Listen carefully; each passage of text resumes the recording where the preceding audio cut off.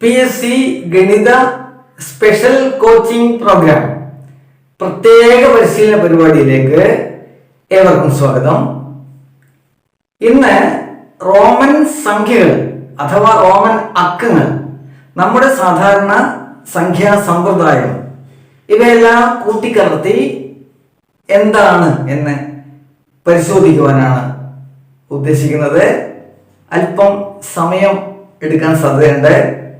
Roman അക്കങ്ങളെ കുറിച്ച് മുഴുവനായും മനസ്സിലാക്കാൻ സ്കിപ്പ് ചെയ്യാതെ ഈ വീഡിയോ മുഴുവനും കാണുക. റോമൻ സംഖ്യകൾ പൊതുവെ എല്ലാവർക്കും അറിയാവുന്നത് 3 എണ്ണമാണ്, അല്ലെ? ഏതൊക്കെയാ? 1 എന്ന് സൂചിപ്പിക്കുന്ന ഈ ഒരു വര ഐ എന്ന് നമുക്ക് വായിക്കാം ഇംഗ്ലീഷിൽ. പിന്നെ ഇത് ബി ആണ്, 5നെ സൂചിപ്പിക്കുന്നു. ഇത് 1നെ. പിന്നെ പൊതുവെ ഉപയോഗിക്കുന്ന എന്താണ്? ഇതാണ് എക്സ്. ഇത് 10നെ ആണ്. നമ്മുടെ സംഖ്യാ സമ്പ്രദായത്തിൽ 10നെയാണ് സൂചിപ്പിക്കുന്നത്. SSLC പഠിച്ച അഥവാ 10ാം ക്ലാസ് വരെ പഠിച്ചവർക്ക് ഇത്രയും അറിയാം. കാരണം നമ്മുടെ ക്ലാസ്സുകളിൽ നാം ക്ലാസ് തിരിച്ചറിയാൻ വേണ്ടി റോമൻ അക്കങ്ങൾ തന്നെയാണ് ഉപയോഗിക്കാറുള്ളത്. ഇനി ഏതൊക്കെ റോമൻ അക്കങ്ങളാണുള്ളത്? 1 ഇതാണ് എൽ. ഇത് സൂചിപ്പിക്കുന്നത് നമ്മുടെ 50നെയാണ്. പിന്നെ സി സെഞ്ചുറി, 100നെ സൂചിപ്പിക്കുന്നു. അടുത്തത് ഡി എത്രയാ? 500നെ സൂചിപ്പിക്കുന്നു. എം 1000ത്തെ സൂചിപ്പിക്കുന്നു. ഇങ്ങനെ 7 റോമൻ അക്കങ്ങൾ അഥവാ റോമൻ സംഖ്യകളാണുള്ളത്. 7 ഈ അക്കങ്ങൾ ഉപയോഗിച്ചാണ് അഥവാ ഈ സംഖ്യകൾ ഉപയോഗിച്ചാണ് മറ്റു സംഖ്യകൾ നമ്മൾ ഉണ്ടാക്കിയെടുക്കുക. അതെങ്ങനെയാണ് എന്നാണ് ഞാൻ പറയാൻ പോകുന്നത്. ഇവിടെ 1 കഴിഞ്ഞ് പിന്നെ 5 ആണുള്ളത്. 2നെ എങ്ങനെയാണ് സൂചിപ്പിക്കുക? 2നെ 2 വരാം. ഇത് 3നെ 3 വരാം. എന്നാൽ 4നെയോ? 4നെ എങ്ങനെയാണ് സൂചിപ്പിക്കുക?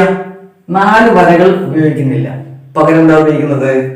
ഈ 5ൽ നിന്ന് 1 കുറക്കുന്നു എന്ന് കാണിക്കാൻ അതിന്റെ ഇടതുഭാഗത്ത് ഒരു വര. ഓക്കെ, 5 ഇവിടെ ഉണ്ട്. 6നെ സൂചിപ്പിക്കാനോ? 5 കഴിഞ്ഞ് ഇത് കഴിഞ്ഞ് ഒരു വര. 7നെ സൂചിപ്പിക്കാൻ 5 കഴിഞ്ഞ് 2 വര. 5ഉം 2ഉം. 8നെ സൂചിപ്പിക്കാനോ? 5 കഴിഞ്ഞ് 3 വര. ഇവിടെ 3 സൂചിപ്പിക്കാൻ നാം 3 വര ഉപയോഗിച്ചു. എന്നാൽ 4നെ സൂചിപ്പിക്കാൻ 5ൽ നിന്ന് 1 കുറയ്ക്കുകയാണ് ചെയ്തത്. കുറയ്ക്കാൻ വേണ്ടി ഇടതു ഭാഗത്ത് 1 ഇട്ടു. ഓക്കെ, അത് തന്നെയാണ് അടുത്ത സംഖ്യ. 8 കഴിഞ്ഞാൽ ഏതാ? 9. ആ 9 സൂചിപ്പിക്കാൻ 1 കുറക്കും. എത്രയിൽ നിന്ന് കുറക്കും? 10ൽ നിന്നാണ് 1 കുറക്കുക. 10ന്റെ ഇടതു ഭാഗത്ത് 1 കുറച്ച 9 എന്ന് പറഞ്ഞാൽ റോമൻ അക്കങ്ങളിൽ ഒരിക്കലും 3-ലധികം പ്രാവശ്യം ഒരു സംഖ്യ, ഒരക്കം ആവർത്തിക്കില്ല. ഇവിടെയും ഇത് 3 വന്നു. 4ാമത്തെ വര ഇട്ടില്ല. അതിനു പകരം 5ൽ നിന്ന് 1 കുറച്ചു. ഇവിടെ 8നെ 5ഉം 3 വരയിട്ടു. എന്നാൽ 9നെ സൂചിപ്പിക്കാൻ 5ഉം 4 വരയും ഉപയോഗിച്ചില്ല. പകരം 10ൽ നിന്ന് 1 കുറച്ചു. 10 ഇവിടെ ഉണ്ട്. 11 സൂചിപ്പിക്കാൻ 10ന്റെ ശേഷം 1. ഇതിങ്ങനെ 12, 13, 14, 15, 16, 17, 15 അറിയാം. 10ഉം 5ഉമാണ്. 16നെ 10ഉം 6ഉമാണ്. 17നെ 10ഉം 7ഉമാണ്. 19നെ 10ഉം 9ഉമാണ്. 20നെ സൂചിപ്പിക്കാനോ? 2 10. 30 സൂചിപ്പിക്കാൻ 3 10.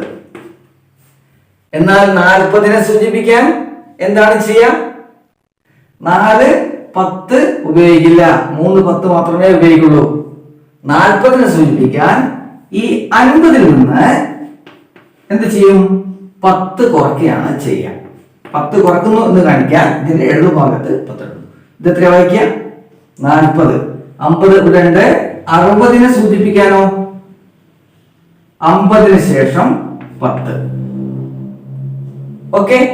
ഇങ്ങനെ 70 80 90 90 എന്ത് ചെയ്യും? 90 100 നിന്ന് ഇതാണ് 100. 100 നിന്ന് എത്ര കുറക്കണം? 10 കുറക്കണം.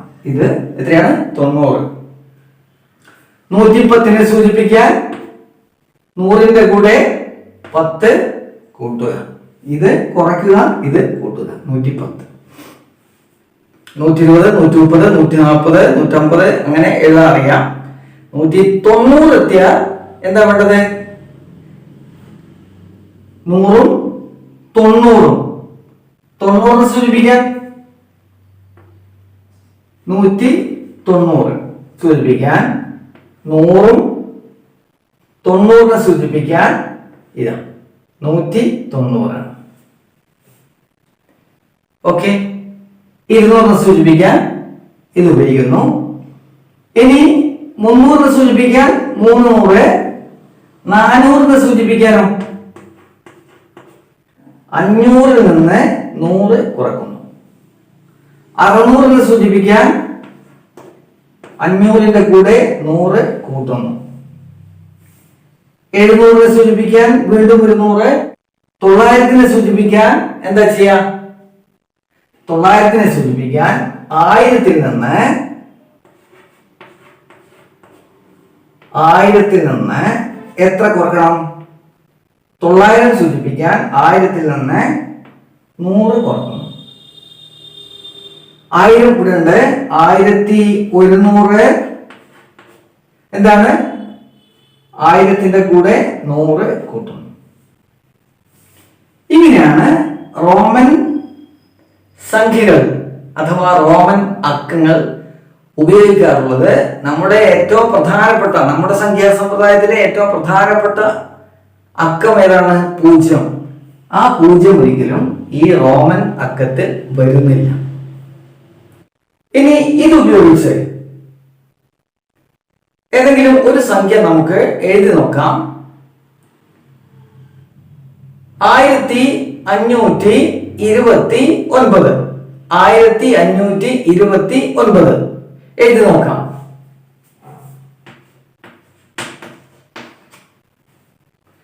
1000 529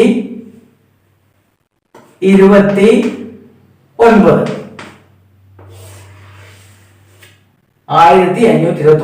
1000 529. മറ്റ് സംഖ്യകൾ, നിങ്ങൾക്ക് ഇഷ്ടമുള്ള സംഖ്യകൾ എടുക്കുക. ഈ റോമൻ സംഖ്യകൾ ഉപയോഗിച്ച് അഥവാ റോമൻ അക്കങ്ങൾ ഉപയോഗിച്ച് എഴുതി നോക്കുക. ഓക്കെ.